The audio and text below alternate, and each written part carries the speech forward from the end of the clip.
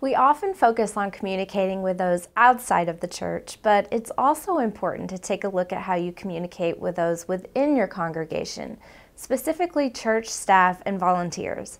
Keep the lines of internal communications open with these tips. Guide. When a staff person or volunteer takes on a new task, don't assume that you're all on the same page.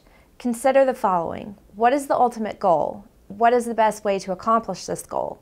Clear communication will not only ensure success, but it will help prevent hurt feelings. Spend a little time to give guidance, and don't forget to listen.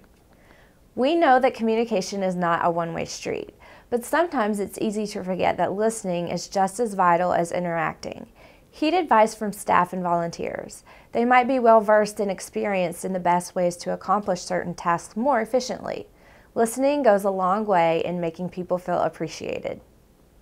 Simplify.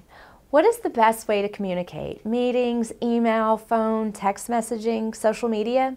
The good news is that there are more ways to communicate now than ever before. The bad news is that there are more ways to communicate now than ever before.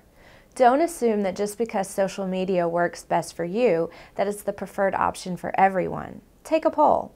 Make sure you're regularly communicating via the channels that your staff and volunteers prefer.